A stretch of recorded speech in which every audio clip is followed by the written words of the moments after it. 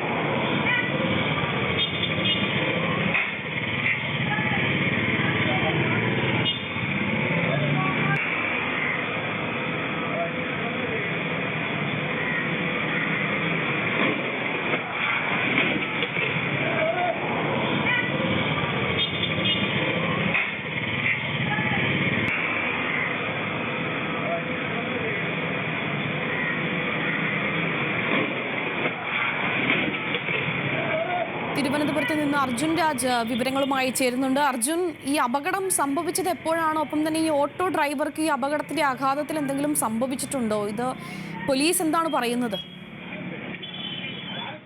വീണ, അപകടമുണ്ടായത് ഇന്നലെ വൈകിട്ടാണ്.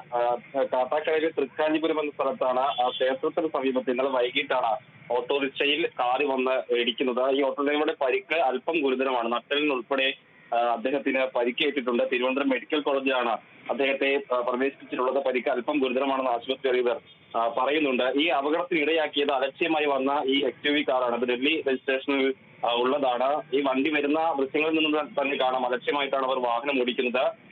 മറ്റ് ഏതെങ്കിലും രീതിയിലുള്ള അപകടത്തിനുള്ള സാധ്യത ഇല്ലാത്ത ഘട്ടത്തിലാണ് മുന്നിലുണ്ടായിരുന്ന ഓട്ടോറിക്ഷയെ ഈ XUV കാർ ഇടിച്ച് തെറിപ്പിക്കുകയാണ് ചെയ്തത്. അതിനുശേഷവും ഇവർ വണ്ടി നിർത്തിയിട്ടില്ല. വണ്ടി നിർത്താതെ മുന്നോട്ട് പോകുന്നതാണ് ദൃശ്യങ്ങളിൽ കാണുന്നത്. ഇതൊരു ഡൽഹി രജിസ്ട്രേഷനിലുള്ള കാറാണെന്ന് മനസ്സിലാക്കിയിട്ടുണ്ട്. ഈ പ്രദേശത്തുള്ള നാട്ടുകാരൊക്കെ പറയുന്നുണ്ട് ഇവർ മദ്യപിച്ചിട്ടാണ് വണ്ടി ഓടിക്കുന്നത് സംശയമുണ്ട്. അതായത് കുറച്ച് ദൂരത്തു നിന്ന് തന്നെ ഇവർ കണ്ടിട്ടുണ്ട് ഈ വണ്ടി അലക്ഷ്യമായി മറ്റു വാഹനങ്ങളൊക്കെ ഇടിക്കാവുന്ന തരത്തിൽ ഓടിച്ചിട്ടാണ് ഈ വണ്ടി വന്നതെന്ന് നാട്ടുകാർ പറയുന്നുണ്ട്. അതിനുശേഷമാണ് ഈ മുന്നിലുണ്ടായിരുന്ന ഓട്ടോറിക്ഷയെ അതിന്റെ ഒരു വശത്തേക്ക് ഇടിച്ച് തെറിപ്പിക്കുന്നത്. ഈ അപകടത്തിലാണ് ഡ്രൈവർക്ക് ഗുരുതരമായി പരിക്കേറ്റിട്ടുള്ളത്. കാട്ടാക്കട പോലീസ് എന്തായാലും കേസെടുത്ത് ഇപ്പോൾ അന്വേഷണം ആരംഭിച്ചിട്ടുണ്ട്. നിലവിൽ ഈ കാർ ഓടിച്ച ആളുകളെ കണ്ടെത്താൻ കഴിഞ്ഞിട്ടില്ല. അത് ഡൽഹി രജിസ്ട്രേഷനുള്ള വാഹനമാണ്.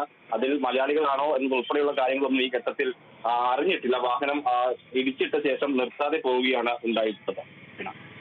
ശരി, വിവരങ്ങൾ നൽകുകയായിരുന്നു തിരുവനന്തപുരത്ത് നിന്ന് അർജുൻ രാജ്.